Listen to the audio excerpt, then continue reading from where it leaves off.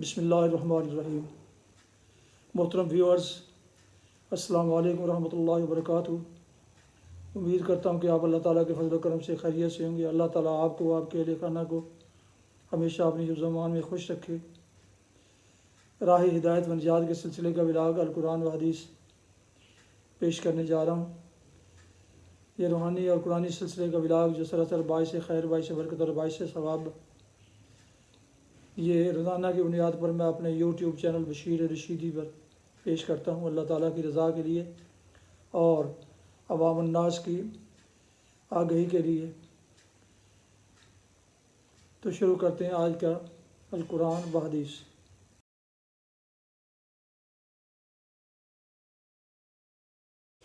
اعوذ باللہ من الشیطان الرجیم، بسم اللہ الرحمن الرحیم۔ وَلَقَدْ أَوْحَيْنَا إِلَى مُوسَىٰ أَنْ أَسْرِ بِعِبَادِي فَاضْرِبْ لَهُمْ طَرِيقًا فِي الْبَحْرِ يَبَسًا لَا تَخَافُ دَرَكًا وَلَا تَخْشَىٰ فَأَتْبَعَهُمْ فِرْعَوْنُ بِجُنُودِهِ فَغَشِيَهُم مِّنَ الْيَمِّ مَا غَشِيَهُمْ وَأَضَلَّ فِرْعَوْنُ قَوْمَهُ وَمَا هَدَىٰ۔ صدق اللہ العظیم۔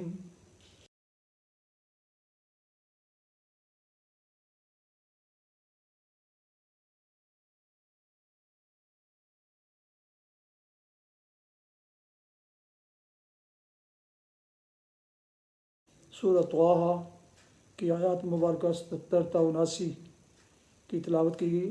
اس کا اردو ترجمہ پیش کرتا ہوں۔ وَلَقَدْ أَوْحَيْنَا إِلَىٰ مُوسَىٰ، ہم نے موسیٰ پر وحی کی کہ اب راتوں رات میرے بندوں کو لے کر چل پڑ اور ان کے لیے سمندر میں سے سوکھی سڑک بنا لے۔ تجھے کسی کے تعاقب کا ذرا خوف نہ ہو اور نہ سمندر کے بیچ سے گزرتے ہوئے ڈر لگے۔ پیچھے سے فرعون اپنے لشکر لے کر پہنچا اور پھر سمندر ان پر چھا گیا جیسا کہ چھا جانے کا حق تھا۔ فرعون نے اپنی قوم کو گمراہ ہی کیا تھا، کوئی صحیح رہنمائی نہیں کی تھی۔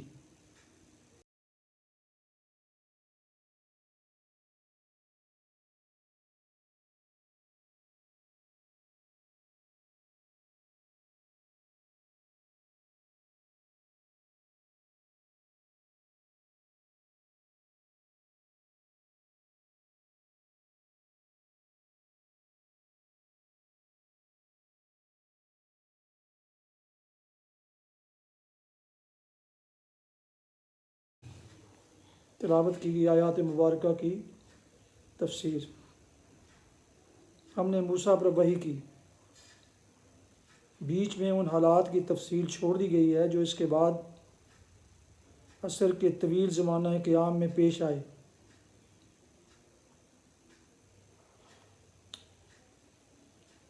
اور ان کے لیے سمندر میں سوکھی سڑک بنا لے۔ اس اجمال کی تفسیر یہ ہے کہ اللہ تعالیٰ نے آخرکار ایک رات مقرر فرما دی جس میں تمام اسرائیلی اور غیر اسرائیلی مسلمانوں کو، جن کے لیے میرے بندوں کا جامع لفظ استعمال کیا گیا ہے، مصر کے ہر حصے سے ہجرت کے لیے نکل پڑنا تھا۔ یہ سب لوگ ایک طے شدہ مقام پر جمع ہو کر ایک قافلے کی صورت میں روانہ ہو گئے۔ اس زمانے میں نہر سویز موجود نہ تھی۔ بحر احمر سے بحر روم یعنی میڈیٹرینین تک کا پورا علاقہ کھلا ہوا تھا، مگر اس علاقے کے تمام راستوں پر فوجی چھاؤنیاں تھیں جن سے بخیریت نہیں گزرا جا سکتا تھا۔ اس لیے حضرت موسیٰ نے بحر احمر کی طرف جانے والا راستہ اختیار کیا، اور غالباً ان کا خیال یہ تھا کہ سمندر کے کنارے کنارے چل کر جزیرہ نمائی سینا کی طرف نکل جائیں، لیکن ادھر سے فرعون ایک لشکر عظیم لے کر تعاقب کرتا ہوا ٹھیک اس موقع پر آ پہنچا جب کہ یہ قافلہ ابھی سمندر کے ساحل ہی پر تھا۔ سورہ شعراء میں بیان ہوا ہے کہ مہاجرین کا قافلہ لشکر فرعون اور سمندر کے درمیان بالکل گر چکا تھا۔ عین اس وقت اللہ تعالیٰ نے حضرت موسیٰ کو حکم دیا کہ اضرب بعصاک البحر، اپنا عصا سمندر پر مار، فانفلق فکان کل فرق کالطود العظیم، فوراً سمندر پھٹ گیا اور اس کا ہر ٹکڑا ایک بڑے ٹیلے کی طرح کھڑا ہو گیا، اور بیچ میں صرف یہی نہیں کہ قافلے کے گزرنے کے لیے راستہ نکل آیا، بلکہ بیچ کا یہ حصہ اوپر کی آیت کے مطابق خشک ہو کر سوکھی سڑک کی طرح بن گیا۔ یہ صاف اور صریح معجزے کا بیان ہے، اور اس سے ان لوگوں کے بیان کی غلطی واضح ہو جاتی ہے جو کہتے ہیں کہ ہوا کے طوفان یا جوار بھاٹے کی وجہ سے سمندر ہٹ گیا تھا۔ اس طرح جو پانی ہٹتا ہے وہ دونوں طرف ٹیلوں کی صورت میں کھڑا نہیں ہو جاتا، اور بیچ کا حصہ سوکھ کر سڑک کی طرح نہیں بن جاتا، اور پھر سمندر ان پر چھا گیا جیسا کہ چھا جانے کا حق تھا۔ سورہ شعراء میں بیان ہوا ہے کہ مہاجرین کے گزرتے ہی فرعون اپنے لشکر سمیت سمندر کے اس درمیانی راستے میں اتر آیا۔ یہاں بیان کیا گیا ہے کہ سمندر نے اس کو اور اس کے لشکر کو دبوچ لیا۔ سورہ بقرہ میں ارشاد ہوا ہے کہ بنی اسرائیل سمندر کے دوسرے کنارے پر سے فرعون اور اس کے لشکر کو غرق ہوتے ہوئے دیکھ رہے تھے۔ آیت 5 اور سورہ یونس میں بتایا گیا ہے کہ ڈوبتے وقت فرعون پکار اٹھا، آمنت انہ لا الہ الا الذی آمنت بہ بنو اسرائیل وانا من المسلمین، میں مان گیا کہ کوئی خدا نہیں ہے اس خدا کے سوا جس پر بنی اسرائیل ایمان لے آئے ہیں، اور میں بھی مسلمانوں میں سے ہوں، مگر اس آخری لمحہ کے ایمان کو قبول نہ کیا گیا، اور جواب ملا الآن وقد عصیت قبل وکنت من المفسدین،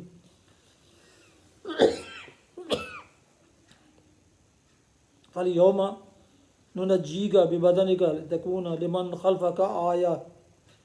اب ایمان لاتا ہے اور پہلے یہ حال تھا کہ نافرمانی کرتا رہا اور فساد کیے چلا گیا۔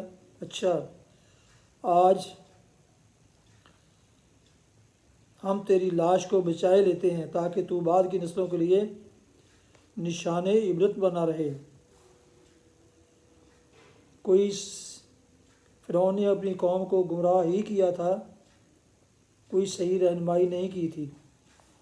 بڑے لطیف انداز میں کفار مکہ کو متنبہ کیا جا رہا ہے کہ تمہارے سردار اور لیڈر بھی تم کو اسی راستے پر لیے جا رہے ہیں جس پر فرعون اپنی قوم کو لے جا رہا تھا۔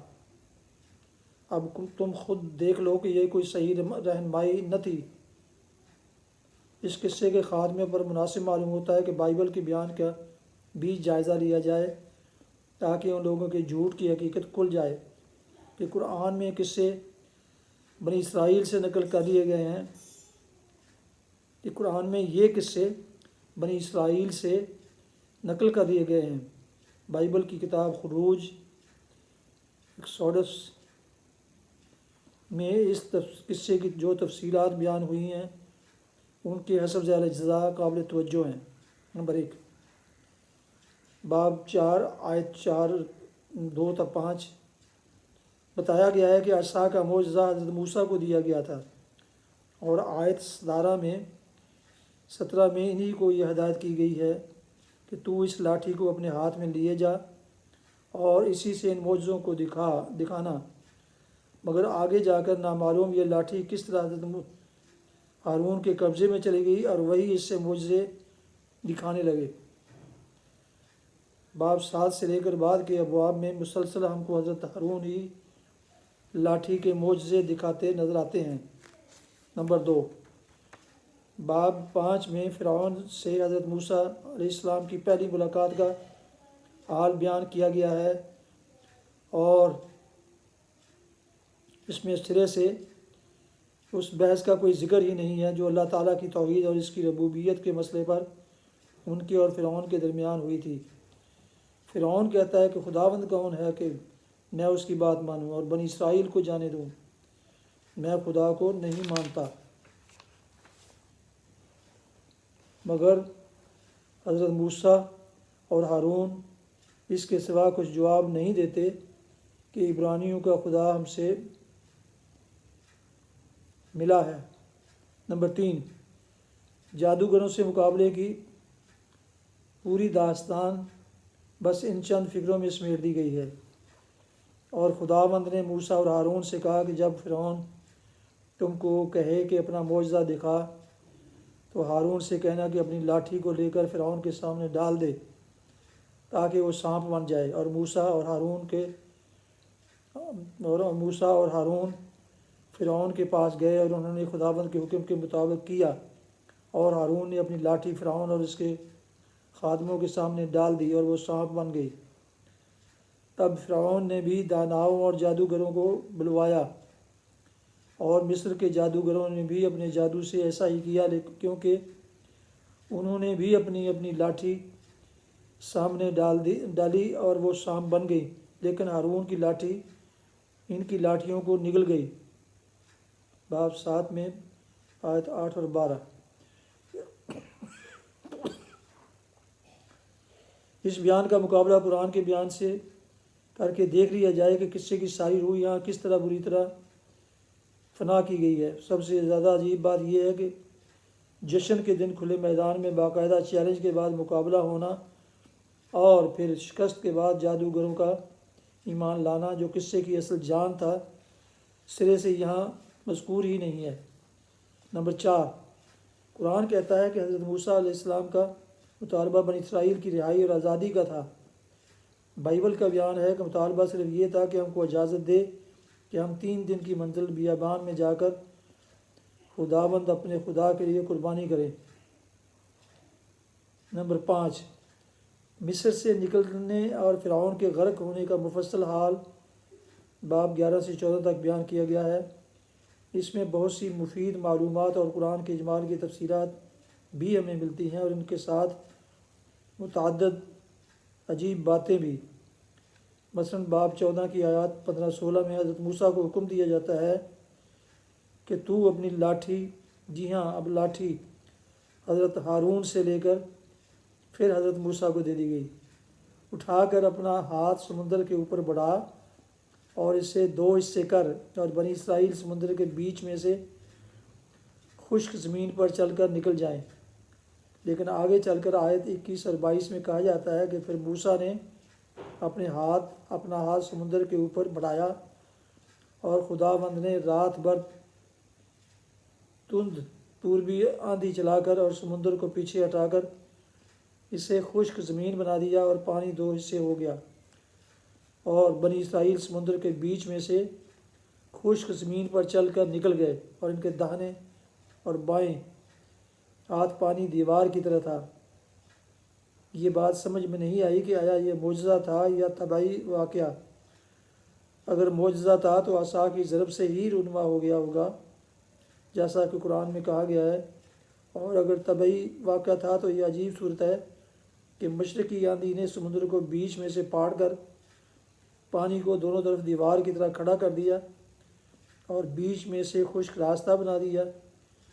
کیا فطری طریقے سے ہوا کبھی ایسے کرشمے فطری طریقے سے ہوا کبھی ایسے کرشمے دکھاتی ہے؟ تلمود کا بیان نسبتاً بائبل سے مختلف اور قرآن سے قریب تر ہے، مگر دونوں کا مقابلہ کرنے سے صاف محسوس ہو جاتا ہے کہ ایک جگہ براہ راست علم وحی کی بنا پر واقعات بیان کیے جا رہے ہیں، اور دوسری جگہ صدیوں کی سینہ بسینہ روایات میں واقعات کی صورت اچھی خاصی مسخ ہو گئی ہے۔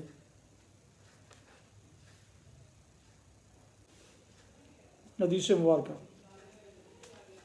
حضرت عبداللہ بن عمرو بن عاص رضی اللہ عنہما سے روایت ہے، رسول اللہ صلی اللہ علیہ وسلم نے فرمایا، آدمی کے گناہ گار ہونے کے لیے یہی کافی ہے کہ وہ جن کی روزی کا ذمہ دار ہے ان کے حقوق کو ضائع کر دے، یعنی ان کے نفع میں کوتاہی کرے۔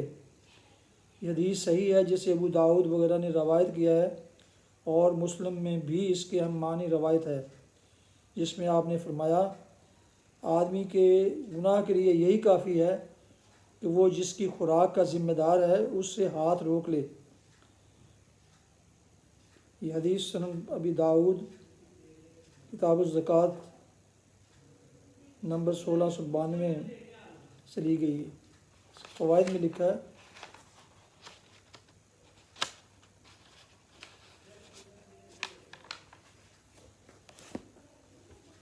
کہ مطلب یہ ہے کہ اپنے اہل و عیال کی کفالت سے غفلت یا اعراض اتنا بڑا گناہ ہے کہ اگر اس کے نامہ اعمال میں اس کوتاہی کے علاوہ کوئی اور گناہ نہ بھی ہو، تب بھی عند اللہ مواخذے کے لیے یہی کافی ہے۔ علاوہ ازیں حدیث کے الفاظ میں اتنی عمومیت ہے کہ اس میں اہل و عیال کے علاوہ خادم اور نوکر چاکر بھی آ جاتے ہیں، کیونکہ انسان ان کی بھی خوراک کا ذمہ دار ہوتا ہے، جس سے واضح ہوتا ہے یہ کہ خادموں اور غلاموں اور نوکروں چاکروں کی بھی خوراک اور انسانی ضروریات کا مہیا کرنا مالک کی ذمہ داری ہے، اور اس میں کوتاہی عند اللہ جرم ہے۔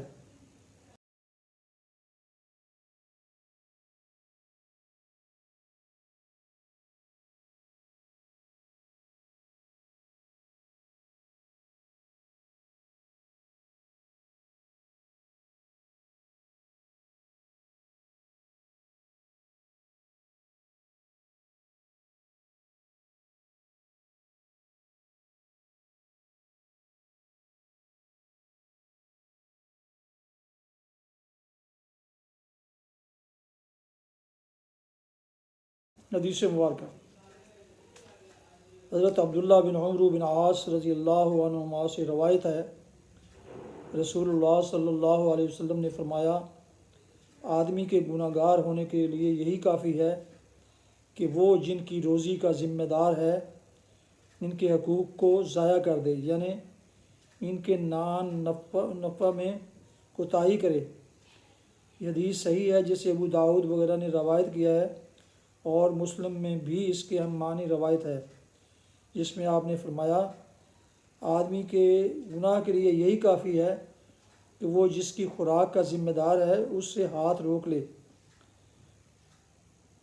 یہ حدیث سنن ابی داؤد کتاب الزکوٰۃ نمبر 1692 سے لی گئی ہے۔ فوائد میں لکھا ہے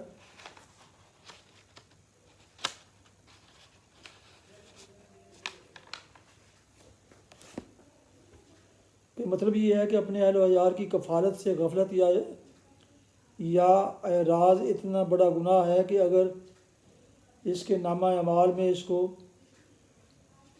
اس کوتاہی کے علاوہ کوئی اور گناہ نہ بھی ہو، تب بھی عند اللہ مواخذے کے لیے یہی کافی ہے۔ علاوہ ازیں حدیث کے الفاظ میں اتنی عمومیت ہے کہ اس میں اہل و عیال کے علاوہ خادم اور نوکر چاکر بھی آ جاتے ہیں، کیونکہ انسان ان کی بھی خوراک کا ذمہ دار ہوتا ہے، جس سے واضح ہوتا ہے یہ کہ خادموں اور غلاموں اور نوکروں چاکروں کی بھی خوراک اور انسانی ضروریات کا مہیا کرنا مالک کی ذمہ داری ہے، اور اس میں کوتاہی عند اللہ جرم ہے۔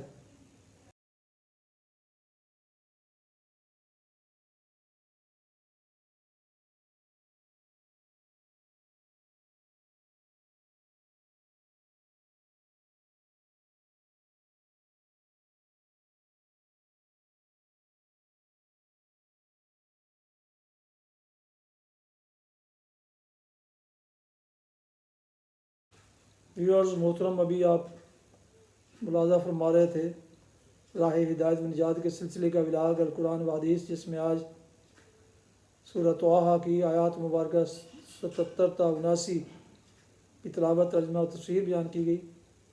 اس کے علاوہ ایک حدیث مبارکہ بھی پیش کی گئی، اور یہ روحانی اور قرآنی سلسلے کا ولاغ جو سراسر باعث خیر باعث برکت، باعث ثواب اور نور ہدایت ہے۔ اللہ تعالیٰ کی رضا کے لیے، عوام الناس کی آگاہی کے لیے میں نے اسے روزانہ کی بنیاد پر اپنے یوٹیوب چینل بشیر رشیدی سے پیش کیا۔ اللہ تعالیٰ میری یہ کاوش قبول فرمائے، آمین۔ آپ سے گزارش ہے کہ اگر آپ نے ابھی تک اس چینل کو سبسکرائب نہیں کیا تو ضرور کیجیے گا، اور دوستوں سے شیئر کر کے، لائک کر کے بیل آئیکن کو بھی پریس کر دیجیے گا، تاکہ آنے والے ایسے روحانی اور قرآنی نوٹیفیکیشنز آپ تک اور دوستوں تک باقاعدہ اور بر وقت پہنچتے رہیں۔ یقیناً اس سے آپ کو دوہرا اجر ملے گا۔